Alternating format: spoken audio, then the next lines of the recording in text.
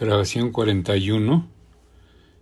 Introducción al profeta Joel de la Biblia de la Universidad de Navarra.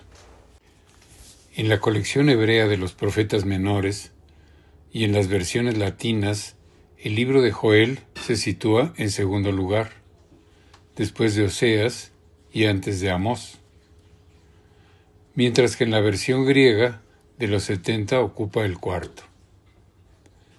El orden del volumen hebreo podría deberse a que en uno de los versículos finales de Joel y en el exordio del libro de Amós se citan las mismas palabras. El Señor ruge desde Sión, alza su voz desde Jerusalén. Quizás, al formarse la colección hebrea de los profetas menores, se pretendió que los lectores entendieran los oráculos de Amós a la luz de los de Joel. Habría que añadir que en el último capítulo de Joel se inserta el oráculo contra Tiro, Sidón y Filistea, incluido también en el primer oráculo de Amós, contra las leyes vecinas, contra las naciones vecinas. En cualquier caso, el orden en el canon hebreo y el anuncio de la efusión del Espíritu confieren al libro gran relevancia en el Antiguo Testamento. La importancia será todavía mayor en el Nuevo. Acerca de la persona de Joel, solo tenemos los datos que se expresan o se deducen del escrito. Joel significa "El Señor es Dios". En el título del libro se dice que era hijo de Petuel. Por el contenido del escrito, nos enteramos de que el autor del libro vivió y predicó en Judá, probablemente en Jerusalén, que conocía los ritos y vicisitudes del templo y que era sensible a los acontecimientos de su tierra. Inciso 1. Estructura y síntesis del contenido. Desde el punto de vista literario, se acepta la división en dos partes. Capítulo 1, versículo 2 al 2,17 y capítulo 2, 18 a 4,21. Pero no hay acuerdo sobre si cada parte se escribió por separado y luego se ensamblaron, o si desde el principio formaron una especie de díptico con un propósito unitario. Hoy día es opinión común la unidad del escrito, sin resolver si procede del origen o de labor redaccional posterior. En la primera parte, predomina el género narrativo con tonos de lamentación. El episodio de una plaga de langostas es visto como azote de Dios, que está urgiendo a la conversión y a la penitencia. Con el relato se subraya la fuerza de Dios y se insta a las obras de penitencia para que el Señor se apiade del pueblo. En el capítulo 1, versículo 8, se compara a Judá con una virgen vestida de saco, en luto y penitencia por el novio perdido de su juventud. El novio no es otro que el Señor, que en tiempo de los patriarcas esposó a una virgen, Israel, limpia de las manchas de idolatría. Luego, el profeta anuncia la inminencia del día del Señor. La plaga de las langostas es presentada como un ejército invasor que destruye todo. Termina esta primera parte con una nueva llamada a la conversión. En la segunda parte prevalece el género escatológico salvífico. El pueblo de Dios y su tierra no han de temer, porque el Señor los librará de las desgracias y les dará toda clase de bienes. Es más, derramará su espíritu sobre toda carne. Este es uno de los quicios de todo el libro. El otro es el día del Señor, día de castigo por las iniquidades, de manifestación de su poder mediante prodigios y de juicio. El tránsito de la primera a la segunda parte lo marcan el capítulo 2, versículos 17 a 18. Se puede dar el siguiente esquema de la estructura. 1. Tiempo de desgracias. Capítulo 1, versículo 2 a 2,17. Comienza con la descripción de la devastación del país por una plaga de langostas, suceso que le lleva al profeta a predicar la conversión y penitencia por la cercanía del día del Señor. A continuación, se repite el esquema a la descripción del pueblo invasor. Sigue la exhortación a la conversión, presidida por los sacerdotes. Segundo, la efusión del Espíritu y el día del Señor. Capítulo 2, versículos 18 al 4,21. A la penitencia, el Señor responde con el cese del castigo, un anuncio de prosperidad y la promesa de que el Señor estará presente en medio de su pueblo. Como bendiciones se anuncian también la efusión del Espíritu, el juicio de las naciones, una llamada a la guerra santa de paz y el definitivo día del Señor con la restauración de Israel escatológico. Inciso 2. Composición y marco histórico. Las referencias que ofrece el libro para poder situarlo en un contexto histórico bien definido son escasas y poco precisas. A esa dificultad se añade la cuestión no resuelta de su unidad originaria. En consecuencia, hay cierta inseguridad para fechar su composición. Dos son las posiciones. Una subraya los detalles que abogan por una época antigua, hacia los siglos IX a VIII a.C. La otra enfatiza las razones que se desprenden del escrito para asignarle un contexto histórico posterior a la vuelta del exilio de Babilonia. Más en concreto, las décadas que rodean el año 400 a.C. En el escrito de Joel se reflejaría la organización de la comunidad judaica resultante de las reformas de Nehemías y Esdras, comienzos del siglo IV a.C.,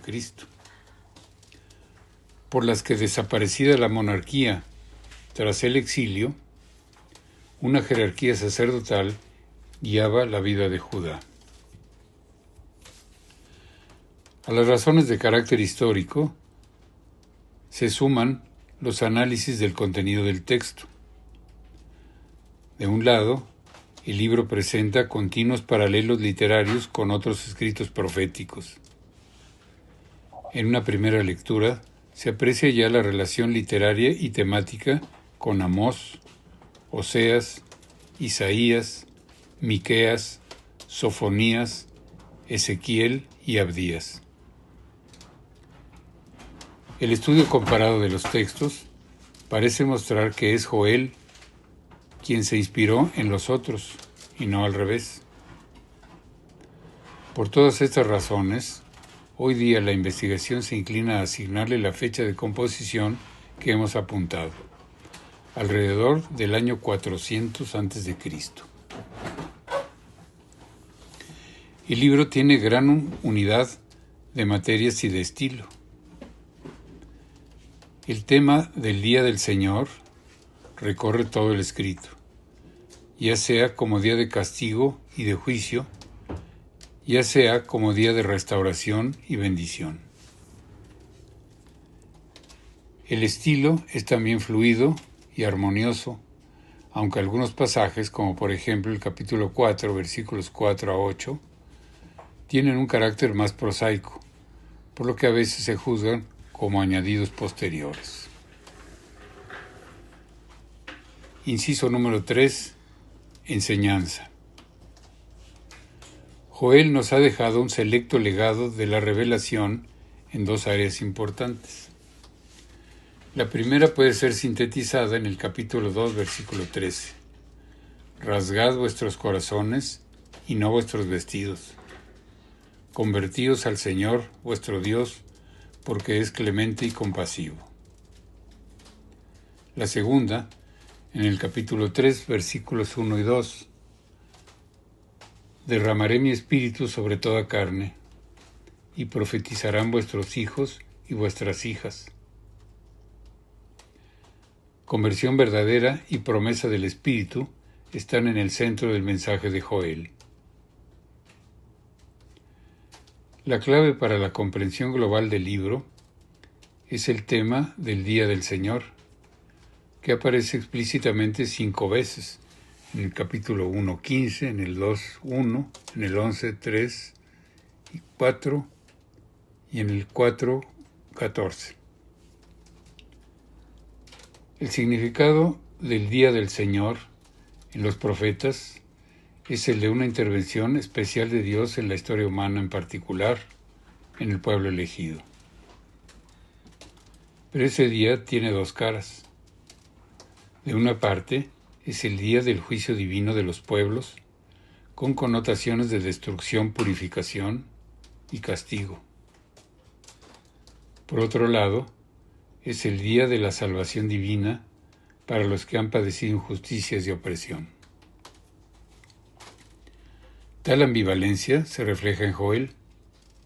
El pasaje del capítulo 1, 4 a 20, la plaga de la langosta, se inscribe en la primera cara de la moneda.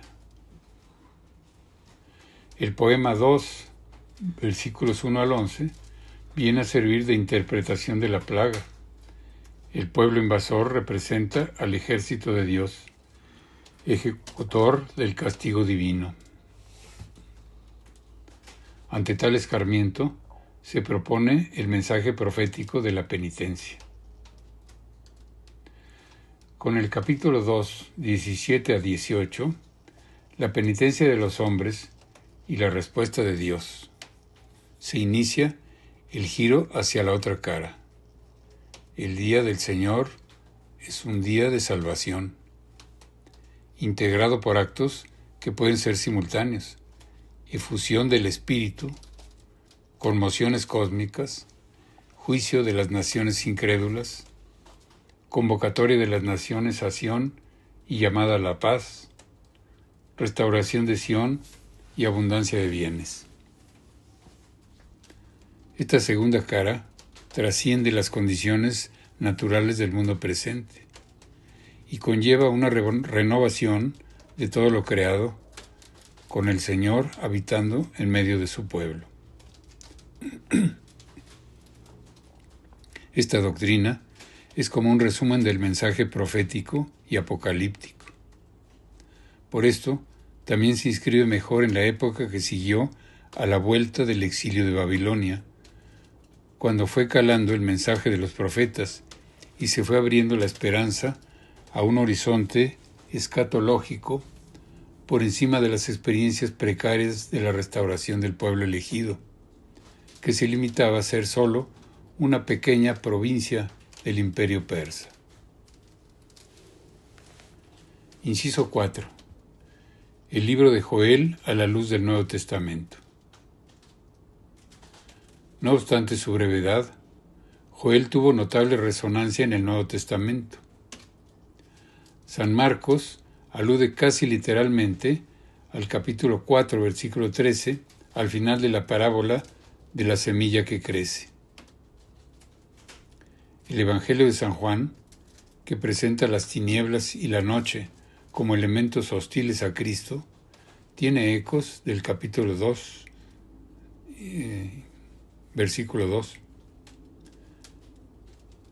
En el diálogo con la samaritana, Jesús le habla del agua viva que Él dará y que saltará hasta la vida eterna.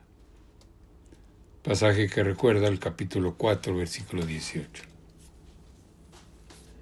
Hay otros pasajes neotestamentarios en que las referencias a Joel son explícitas e importantes. En el relato del día de Pentecostés, Hechos capítulo 2 versículos 17 a 21, Lucas recoge al final del discurso de San Pedro una cita literal del oráculo de Joel capítulo 3, 1 a 5, que se ve cumplido en la efusión del Espíritu Santo sobre los presentes, la comunidad cristiana.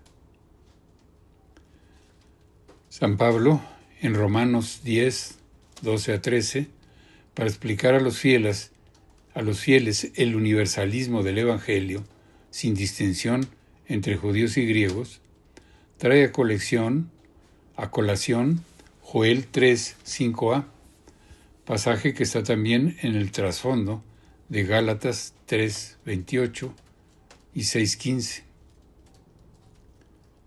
Finalmente, Joel 2, 4 a 6 inspiró la visión del tañido de la quinta trompeta y la plaga de langostas del Apocalipsis de San Juan. Santos padres y escritores cristianos antiguos de Oriente y Occidente comentan o citan a Joel. La liturgia de la Iglesia ha hecho de varios textos de Joel un uso muy amplio, que expresa cómo la Iglesia entiende y actualiza el libro profético. Así, Joel 2, 12 a 18, constituye la primera lectura de la misa del miércoles de ceniza. Y Joel, capítulo 2, versículo 13 y 2, 17, se ofrecen como antífonas para el canto durante la imposición de la ceniza. En la misa de acción de gracias por la cosecha, Joel 2, 21 a 27 es leído como primera lectura. En la misa de la vigilia de Pentecostés, Joel 3, 1 a 5, es uno de los pasajes opcionales como primera lectura, texto empleado también en el rito del sacramento de la confirmación. Fin de la introducción al libro de Joel.